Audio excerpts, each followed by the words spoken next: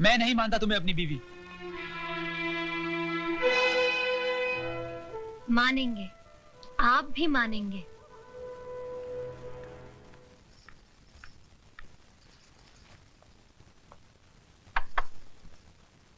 क्या मैं अंदर आ सकता हूँ? रमेश भैया आप? अरे जीती रहो, सदा सुहागन रहो। सिर्फ मेरे आशीर्वाद से तुम सुहागन नहीं बनी रहोगी, बल्कि तुम्हें खुद अपनी सुहाग की रक्षा भी करनी पड़ेगी। क्यों? उनके ऊपर कोई मुसीबत आने वाली है? इंसान के मुकद्दर में जब दौलत आती है तो मुसीबत भी साथ लाती है। मैं कुछ समझी नहीं। शराब और जुए के नर्क से आदमी को वापस लाया जा सकता है, लेकिन अगर मर्द किसी दूसरी औरत के पल्लू से बन जाए तो उसे सिंदूर और मंगलसूत्र भी वापस नहीं ला पाएंगे।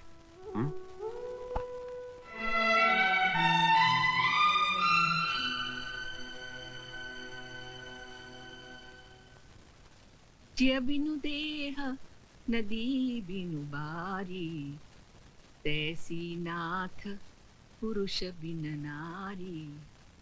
माता सीता कहती है, जिस तरह जीवन के बिना शरीर है और पानी के बिना नदी है, ठीक उसी तरह पुरुष के बिना नारी का जीवन है। स्त्री को अपने पति का साया बनकर रहना चाहिए, चाहे सुख में हो या दुख में। अपनी सुहाग की रक्षा के लिए अगर घर की सीमा को भी पार करना पड़े तो पार कर जाओ, तो पार कर जाओ, तो पार कर जाओ, पार कर जाओ, पार कर जाओ, पार कर जाओ, पार।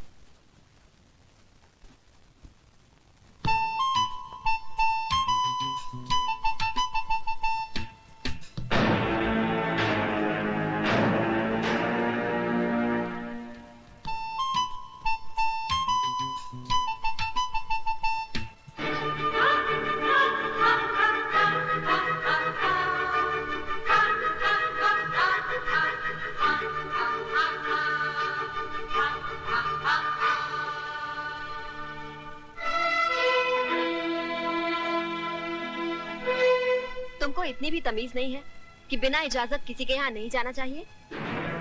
तुम सिखाओगी मुझे तमीज? तमीज होती तो मेरे मर्द की बाहों में एक बाजारू औरत की तरह ना पड़ी होती। You bitch! ये अंग्रेजी गाली अपने पास ही रखना। हिंदी में एक गाली सुना दी तो सारा खानदान कब्र से बाहर आ जाएगा। माला, चिल्ला मत चुड़ैल, वरना बाल पकड़ के यहाँ से घसीटते हुए ले जाऊंगी। एक बात सुनती जाओ, जिस समय बहुत गर्मी है तो अपने बाप से कह देना, एक सांड ढूंढ के ला देगा।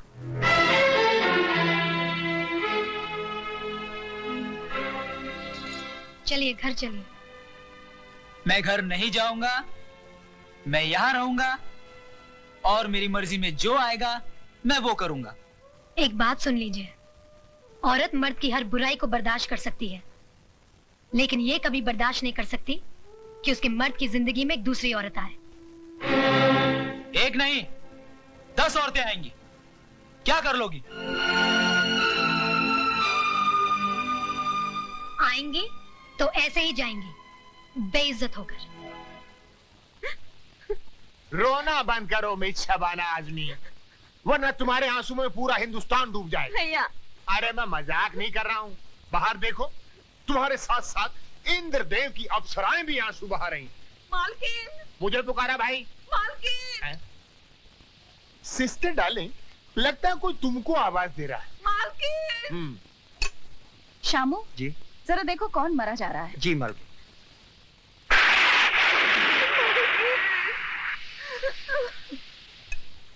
मालकिन नीचे कौशल्या आई है। फिक्र मत करो साहब, तुम्हारी दहलीज पर पैर तो क्या, उस पर थूकूंगी भी नहीं। शामू उसे ऊपर लेकर आओ। मालकिन! मालकिन! मेरे पोते को बचाइए, बुखार आ गया है इसे, बेचारा बेहोश हो गया है। यहाँ क्यों लाई है इसे? ये क्या सरकारी अस्पताल है?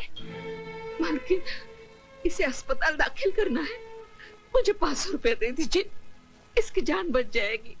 क्या समझ कर आई है यहाँ? सरकारी खजाना पड़ा है? मालकिन, हमारे माँ बाप तो आप ही हैं।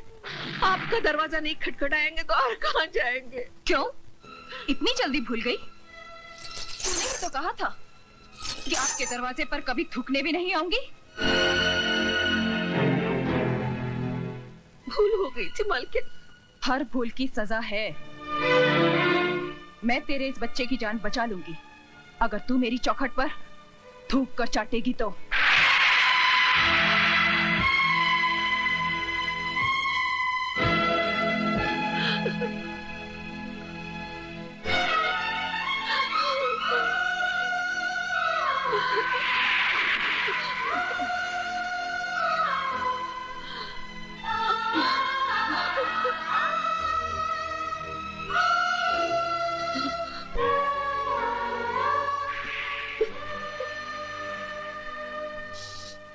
रुक जाओ मौसी।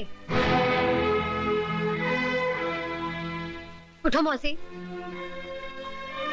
ये हवेली और ये चौखट बड़ी बहू दहेज में लेकर नहीं आई थी।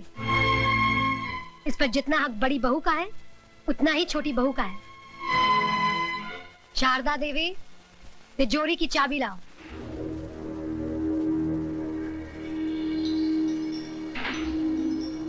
चाबी लाओ बड़ी बहू।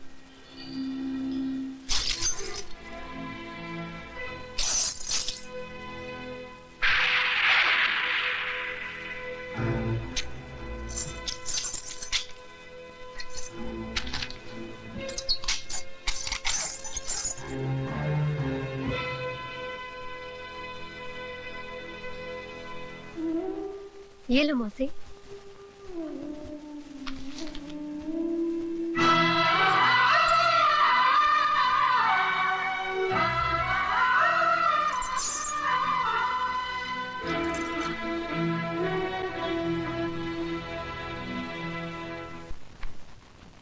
ये लड़की है कि फूलन देवी?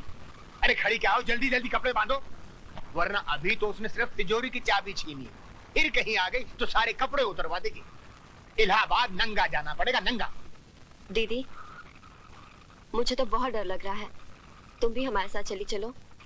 ठीक है, लेकिन तुम लोग ये मत समझना कि मैं उससे डर कर जा रही हूँ। नहीं नहीं नहीं नहीं, हम लोग तो उसको डरा के जा रहे हैं।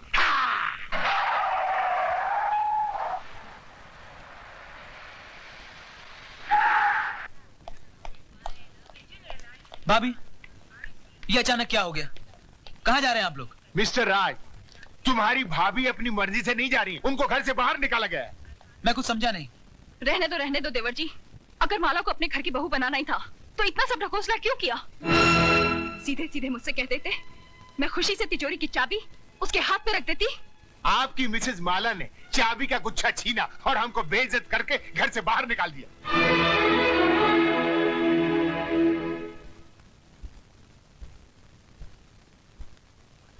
माला, माला! बदतमीज, क्या समझती है अपने आप को? हाँ? इस घर की मालकिन? बड़ों के मुंह लगती है? जान से मार दूंगा तुझे। क्या हो रहा है सब? बस करो। रुक जाइए रमेश भैया, आपको मेरी कसम जो बीच में आए। मैं जानती हूँ कि आपके दिल में मेरे लिए हमदर्दी है, लेकिन आज आप भी उन सब की तरह तमाशा देखिए जिनके दिलों की हसरत आज पूरी होगी। हाँ तो मिस्टर हस्बैंड, रुक क्यों गए? दिखाइए अपनी मर्दानगी और इस बेल्ट से लिख दीजिए मेरी पीठ पर कि मैं तुम्हारी पत्नी नहीं हूँ। लेकिन याद रखना, जितने भी जख्म दोगे हर जख्म से एक ही आवाज आएगी, जीते जी इस घर से कभी नहीं जाऊंगी। जाऊंगी तो मरने के बाद, वो भी तुम्हारे कंधे पर सवार होकर। तुम्हारी ये हसरत मैं अभी पूरी करता हूँ।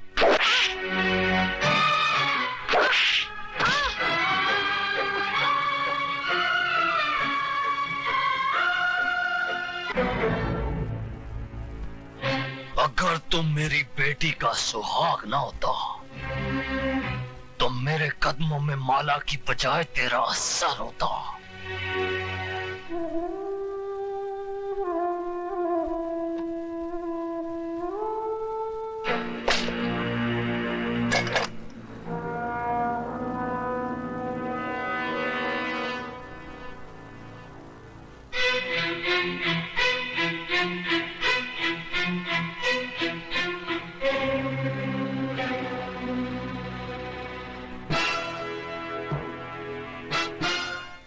गोली। अगर तेरी माँ ने दूध पिलाया है तो चला गोली, चला गोली। मामा जी आप? मर गया तेरा मामा। मामा जी अगर डैडी को पता चला कि आपने मुझ पे हाथ उठाया है तो क्या कर लेगा तेरा बाप? नौकरी से निकाल देगा ना? निकाल दे नौकरी से। मामा जी आप अपनी औकात भूल रहे हैं। औकात मैं अपनी नहीं भूल रहा हूं, रिजर्व बैंक की औलाद। औकात तू अपनी भूल रहा है, तू। मामा तुम सठिया गए हो। मैं अभी डैडी को फोन करता हूं, वो तुम्हारी ऐसी खबर लेंगे। अरे तेरे बाप में अगर दम होता तो पीठ दिखाकर लंदन नहीं भागता। वो जानता था कि वो हार गया है। वो अपनी दौलत से हिंदुस्तान के कानून को नहीं खरीद पाया, इसलिए सर पर पैर रखकर यहां से रफू चक्कर हो गया। बहुत हो गया मामा जी। अगर अब आप 1 मिनट में इस हवेली से दफा नहीं हुए तो पुलिस को बुलाकर यहाँ से धक्के मारकर निकलवा दूंगी। तो फिर देर किस बात की है बहू? बुलाओ पुलिस को, बुलाओ। हम भी देखते हैं कि कौन इस हवेली के बाहर जाता है और कौन जेल के अंदर।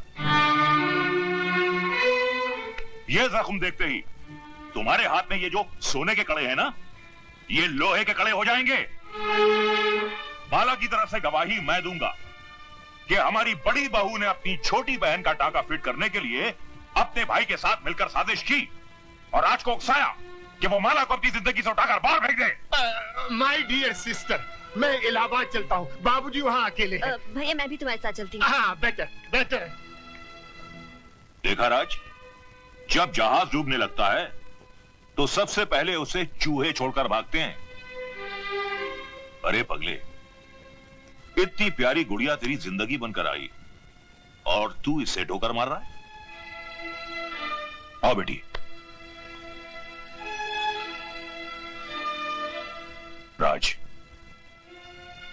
जिस इंसान के तुझे पैर छूने चाहिए तूने उनका अपमान किया है। चल बेटे माफी मांग, पैर छू और एक नई जिंदगी शुरू कर।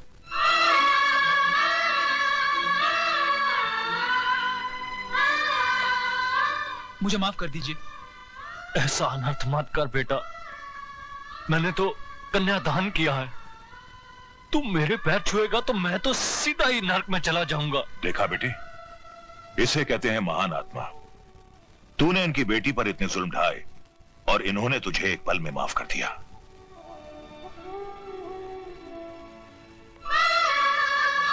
बेटे, ये आंसू पोंछ डाल और अपने इस मामा के लिए थोड़ा सा मुस्कुरा दे। मुस्कुरा। Hello, Rai Bahadur here. जीजा जी, आपने बिल्कुल सही वक्त पर मुझे यहां भेज दिया। अगर जरा सी भी देर हो जाती तो यहां महाभारत का आखिरी एपिसोड हो गया होता। साले साहब, क्यों पहेलियां बुझवा रहे हो? कहावत है कि बगैर उंगली टेढ़ी किए घी नहीं निकलता। मैंने स्टाइल बदल दिया है, उंगली सीधी कर दी है। अब घी सीधी उंगली से ही निकलेगा। साफ साफ बात करो। राज और माला हनीमून मनाने हिल स्टेशन जा रहे हैं। पहाड़ की ऊंचाई से बेचारी का पैर भी तो फिसल सकता है। मामा जी, आपका यह नया नाटक मेरी समझ में नहीं आया। ससुर के पैर छुओ, माला को अपना लो, औरत को खिलौना मत समझो। भांजे, कल अगर मैं ये नाटक नहीं करता तो या तो ज्ञानी की तलवार तुम्हारी गर्दन उड़ा देती या तुम्हारी बंदूक की गोली ज्ञानी के सीने के पार होती। और दोनों ही सूरतों में माला घर से बाहर नहीं निकलती। लेकिन अब माला घर से तो क्या, इस दुनिया से ही बाहर निकल जाएगी। वो कैसे? सुना है इस इलाके में इतने जहरीले सांप हैं कि जिसे डस ले वो पानी तक नहीं मांगता। और अगर गलती से कोई उनका जहर चूसने की कोशिश करे तो वो भी दम तोड़ देता है। कुछ समझा भांजे? जी मामा जी। Very good. तो फिर देर किस बात की? मेरे प्यारे भांजे, कल की सुबह तो होने दे।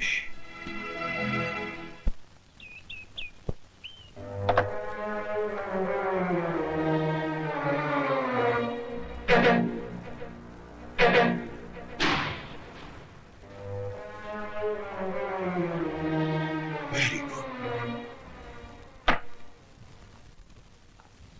बस भांजे बस, 2 मिनट में खेल खत्म।